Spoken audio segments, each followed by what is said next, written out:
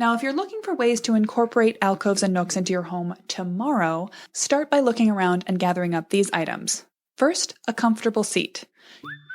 Hey there! Welcome back to Mid-Mod Remodel. This is the show about updating MCM homes, helping you match a mid-century home to your modern life. I'm your host, Della Hansman, architect and mid-century ranch enthusiast. You're listening to Season 3, Episode 5. So you come here, I assume, to hear advice, inspiration, and ideas about remodeling your mid-century home. All season I've been tailoring those ideas to how we can adapt our homes and our lives to this strange new normal. None of us saw this coming, but the longer that the COVID situation goes on, the clearer it's becoming that we may be living with an altered reality for a while here. The more we listen to the news and the advice coming down from above, it's clear that there's no quick fix in sight, and we may have to find ways to cope with some form of social distancing, working from home, limited school and childcare access, and avoiding public spaces or large gatherings for a while to give our public health systems time to catch up with the virus. It's not great, but it's reality. Some things feel more important and some less in light of current events. We all need to adapt. While I'd initially thought of this season as something of a quick fix, how can we hack together small changes for our homes and lives to get us through a short-term situation, now I'm reevaluating for myself and in what I produce for you. For one thing, I'm planning to reopen my Ready to Remodel course in the near future, sooner than I'd initially planned. If you feel like you see your home in a new light now, and you have extra time on your hands due to the way that COVID has affected your family, this could be the right moment for you to hop into the course. In it, I'll walk you through the 3 essential steps of planning a great remodel: evaluating the needs for your specific family, getting deeply familiar with your home and the conditions and qualities it has, and then learning the basics of mid-century homes and some of their most common necessary updates. I conclude the course by pulling it all together, and you'll get advice on how to choose the level and type of remodel that's right for you and your mid-century home. You get video lessons, helpful PDF workbooks, and live weekly access to Q&A sessions with me where you can get through some of those sticky areas of setting up for a great remodel with clarity. So if it sounds like this might be the right time for you to take on the Ready to Remodel course, stay tuned. I'll be talking about it more in the next few weeks and opening up for enrollment soon. Meanwhile, here on the podcast, we're going to keep thinking about how we can adapt mid-century home remodeling to fit our new life of being home all the time and our more limited access to outside resources. Because here's the situation. More and more companies are extending work-from-home plans through fall and beyond. The Atlantic just published a piece suggesting that many employers may not want to bring people back into offices even once things feel safe. Schools can't become a thing of the past, but since most won't reopen before fall, and without the usual summer camp and grandma's house arrangements, we still have a whole host of parents juggling the whole family's worth of needs under one roof. So I'll be staying on this theme. Here's a quick preview of some of the episodes I'll be sharing over the next few weeks. I'll do an in-depth assessment of what makes a great home office at 3 levels, and we'll also talk about how to overhaul your basement for maximum use. I'll share some inspiration on managing clutter. Note, I won't talk down to you. I've been having to institute some new policies to keep clutter down myself, and I want to share some of those ideas and inspirations with you in the next couple of weeks. I'll do an episode just on paint. As you know, it's my go-to DIY project. We'll talk color theory, environmental safety, and how to paint a room properly. Then I'll do an episode on planning a level 2 remodel. There are a lot of different ways to improve our home, from adding a splash of paint and a few Etsy items to a full contractor-led overhaul. But I suspect that right now, a lot of people are not going to be as ready to invite a host of contractors into their homes to do a major overhaul as normal. It might feel safer and help you fill up furlough time to take on a mid-level remodel yourself. So we'll get into how to plan that.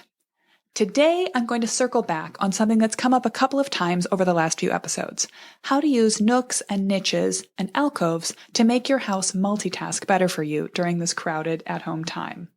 I've already got a handy PDF download to go along with this topic. If you've already grabbed it, great. We'll go into a little more detail here. If you don't have a copy yet, get yours from midmod-midwest.com/nooks so you can get the best out of this episode and see some fun sketches. Find the show notes with links and references and a handy summary at my website at midmod-midwest.com/305. Lately, I've been thinking a lot about how we can make houses work better for families right now. We are just asking so much more of our homes than we normally do because of the strange time. There have been countless articles and tweets picking on open-plan homes as hellscapes of no privacy and constant noise, and they seem aimed at modernist houses in general. But at the same time, going back to a Victorian maze of little divided up rooms doesn't appeal to me. I talked about this a bit in episode 302. I got into how the best homes have places for people in the family to get together and find time to be apart. And thinking about this made me want to flip back through my well-thumbed copy of Christopher Alexander's Pattern Language. Alexander published this little brick of a book in 1977. It was the result of his detailed study of historical and vernacular communities around the world. He tried to distill what he saw as successful design into little micro-ideas, patterns, which could be used together or separately to create great human-centered spaces. I should note that while the book is generally attributed to Alexander alone, it was a joint effort with architects Sarah Ishikawa, now professor emeritus at UC Berkeley, and Murray Silverstein, who taught at Universities of California and Washington. Now, the ideas behind the pattern language are all related to creating space, whether it be cities and landscapes or rooms and small gardens, that support and foster human connection and individual well-being. What's not to love there? They come back again and again to the idea that people like edge conditions. They prefer to feel sheltered and separate even while having a view or access to a larger community area. That's true of a pleasant cafe table in a shady niche looking out onto a piazza, and it's true of sitting in a comfortable spot by the window looking out at your living room. The Pattern Language book deals with this on a number of scales. Here's what a pattern language has to say on alcoves. No homogeneous room or homogeneous height can serve a group of people well. To give a group a chance to be together, a room must also give it the chance to be alone, in ones and twos in the same space. It goes on, this problem is felt most acutely in the common rooms of a home, the kitchen, the family room, the living room. In fact, it is so critical here that the house can drive the family apart when it remains unsolved. So what is their solution? A pattern language suggests that if you can create little alcoves around the edges of main rooms, you can create a sense of shelter that allows for one or two people to feel connected and separate at the same time, and therefore lets people share the same space without overwhelming each other.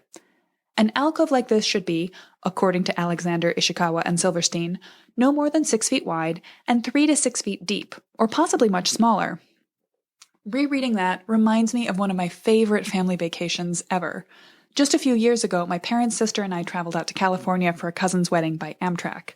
It was an amazing oasis from daily life on so many levels, taking 2 days out from work obligations and other distractions to just read, chat, and look out the window at America rolling by. It was idyllic. But at least part of the fun was the space where we did it. We got 2 roomettes across from each other, divided by the central train corridor for the trip. Each could be configured at night with stacked bunk beds and during the day with a pair of wide and comfortable seats facing each other. Per Amtrak, the dimensions of a roomette are 3'6" by 6'6". During the 2-day trip, we'd sit in pairs, switching up who rode with whom. Every now and then we'd all pile into one side of the train to check out a particularly great view, and there was just room for 2 adults who like each other to squeeze in side by side on each seat for a while. With both doors open, we could also chat across the aisle or feel private enough to have just a 2-person conversation in each room. The space didn't feel roomy, but it was enough. It was perfect. One of the things you can do to enhance the alcove effect of a little space oriented off the edge of your main rooms are to give it a lower ceiling, to place it by a window, or to build it right into the wall of the house, possibly as a little projecting window seat. The Pattern Language book is filled with helpful design snippets like this, and I'd highly recommend that you get your hands on a copy if possible when you're planning a remodel, although I know it's both a bit pricey and the library may be closed right now. A slightly more accessible version of this advice is also available in Sarah Susanka's adaptation of the same ideas into her design philosophy in the book Home by Design. Note, neither Susanka nor Alexander are going to show you examples that look like mid-century modern. In fact, the authors were explicitly rejecting some of the more unfortunate features of mass-produced homes from the mid-century decades when they did their thinking. But I see ideas that can be taken from both and applied to great mid-century homes, especially in the context of a small remodel. So keep your mind open. Now, if you're looking for ways to incorporate alcoves and nooks into your home tomorrow, let's flip back to my PDF download. It's all about arranging furniture, lighting, and other items in your house right now to create instant microspaces that can have some of the same effects that Alexander and Susanka are advocating. If you want to assemble a good nook out of the things you already have at home, start by looking around and gathering up these items. First, a comfortable seat. You want one that is either well upholstered or shaped to conform to your body. It should support good posture, but also comfy slouching. This might be an easy chair or even a small sofa. If you're raiding the basement for beat-up cast-offs, you can do some temporary dressing up with a sheet or blanket and a colorful throw pillow. If you're ordering online, make sure that it looks like it's comfortable as well as fashionable. Remember, this isn't creating a photo corner for your Instagram account. We're making a place where you actually want to settle in with a book, your phone, or even your work laptop and stay for a while. Now, if you're going to stick around for a while, the next thing you need to grab is a small table or other flat surface. You want somewhere other than the floor to set down your book, mug, or devices. This will be both handy while you're there and let you leave a few things in place to entice you back tomorrow. That surface can also serve as a place to prop up your feet, again, promoting casual slouching. The third thing you need is a good source of light. This is not just the overhead light in the room. Bring a floor lamp, suspend a pendant from the ceiling, or clip a lamp to a nearby shelf. You want a directional task light that you can point at your work or reading surface. In the evening, a single lit area can become a space in itself. Now, I live alone, so in theory, I have no need to create small spaces to separate myself from other people in the house. But in the evening, I still settle down on one side of a two-seat sofa, with the house lights dimmed or off, and a single reading lamp making a pool of light over me and Roxy.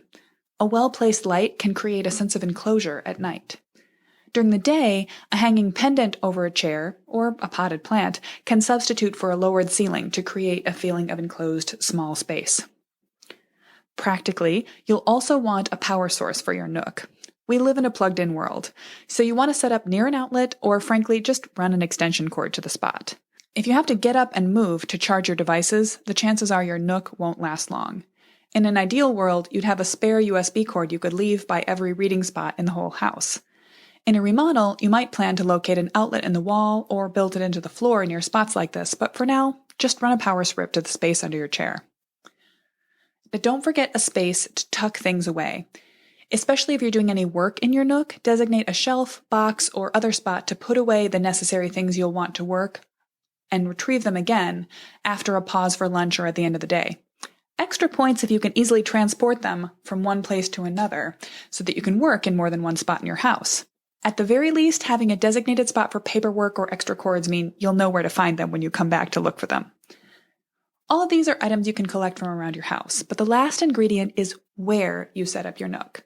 You want to try to enclose or surround yourself with something. Set your Nook into a corner, or tuck it under an overhang or low ceiling. You might cozy up to a window. Even a shaft of light in a dim room can help. If you have a folding screen or a vertical space divider, that can also help out. Create a safe feeling of being partially hidden and enclosed. In the PDF, I outline the recipe for a well-set-up reading corner chair to place in your living room, how to make an office in an underused closet, the best way to set up a temporary or permanent sitting space outside, and some thoughts on great child-away spaces, play forts, tents made from blankets or bookshelves, and other ideas for helping your kid maximize their own spaces.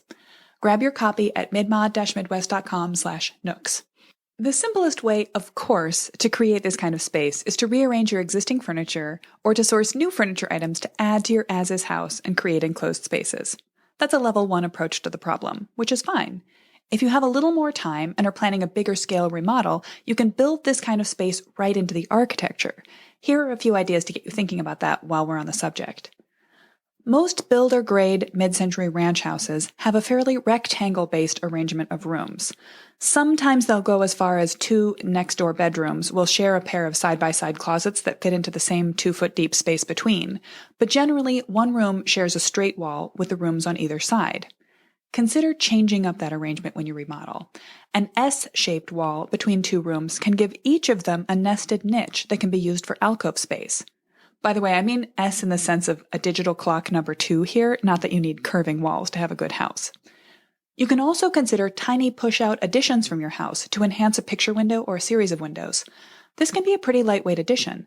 An oriel window is a bay that doesn't go all the way down to the ground, so you don't need additional foundation. It's just suspended as a push-out from the existing structure.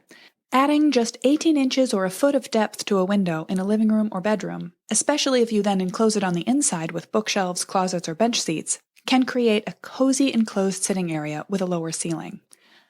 Make the most of the space under the stairs, or use other chances to play with ceiling heights to create a hierarchy of spaces. For example, you could drop the ceiling in a hallway to make each room that opens off of it seem loftier and larger, Or you could take a lower ceiling area off a full-height room or hallway and make it into a cozy corner. One of the quickest ways to conceptualize this is to play up the mid-century design strength of asymmetry. Rather than centering your living room furniture or decorative items in a larger sitting room, set it up with a main area to one side and a smaller conversation off in another corner, away from circulation like doorways, so that people can have two separate conversations or share the larger space any way they'd like. Anytime you're adding walls, try to build niches into both sides. A push-out addition off the front or back of your house should be stepped in from the main width of the house by at least 2 feet. This will create the opportunity for new contained alcoves both inside and outside the house.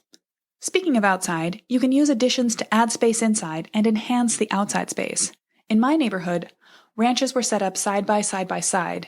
The original backyards must have felt very open to each other.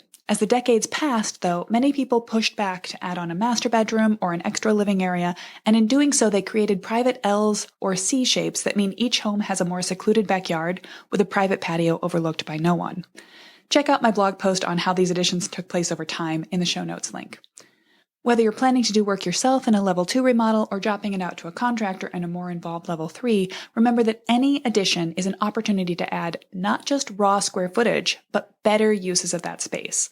And any interior remodel should leave you with more variety in your rooms and spaces that let you enjoy the same square footage in new ways. I hope that gives you some ideas for how you can start to incorporate nooks and alcoves into your home as you plan for a remodel. And speaking of which, remember at the top of the podcast when I mentioned that the Ready To Remodel course is going to relaunch soon? If you already know you'd like to hear more about that, pop your email onto the waiting list and be the first to know when it opens back up for enrollment. You'll find that at midmod-midwest.com/waitlist, or there'll be a link in the show notes. And those are at midmod-midwest.com/305. Grab the links I've mentioned and see an outline of what we've covered in this episode.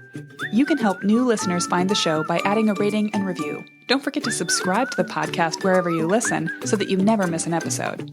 So long for now, Mid-Mod Remodelers. I'll have more stay-home home improvement advice for you next week.